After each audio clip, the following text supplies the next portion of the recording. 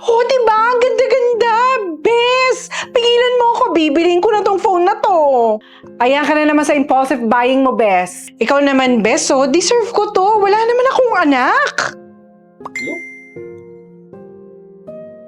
Oh, bakit bigla nagbago yung mukha mo? Bes, nag-message si Maris. Ha? Oo, yung best friend ko, namatay 1 year ago. Anong sabi? Tignan mo, baka scam yan. Ito na nga, babasahin ko na. Siya daw si Hana. Anak ni Maris. Graduating daw siya this year at hindi daw makakasama yung tatay niya. Wala naman daw siyang relatives dito sa Manila.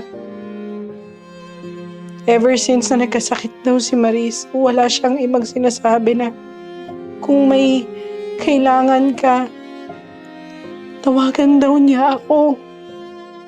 Kasi kapatid daw niya ako. OMG, kinikilabutan ako. Miss, alam mo kung bakit ako ganito ka-emotional? Kasi wala namang kapatid si Maris eh. Pero naaalala ko, noon sabi niya, para daw ako yung kapatid that she never had. Alam mo, Jo, I don't say this to you a lot, pero you're my sister that I never had. Tara, Bes, samahan mo ko, bilhin ko na yung cellphone na yon.